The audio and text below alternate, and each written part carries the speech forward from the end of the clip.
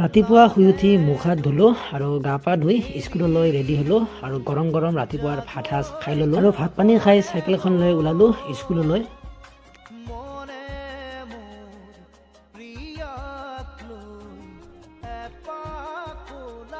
আৰু আহি পালোঁ স্কুল আৰু ক্লাছকেইটা কৰিলোঁ আৰু তাৰপিছত কেইখনমান বহি চাব আছিল চিত্ৰাংকন প্ৰতিযোগিতাৰ।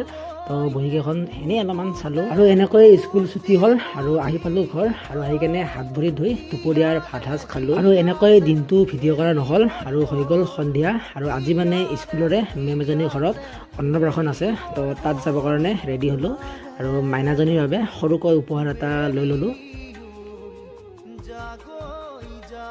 আৰু আহি পালোঁ অন্নপ্ৰাশনত, একদম বিয়াৰ দৰে ডেক'ৰেশ্যন কৰিছে আৰু ইফালে আমাৰ সকলোৰে মৰমৰ জুবিন দা। তো আজিলৈ এৰিছোঁ এইখিনিতে, নেক্সট ভিডিঅ'ত আকৌ লগ পাম, তেতিয়ালৈ ধন্যবাদ, জয় অসম, বাই বাই।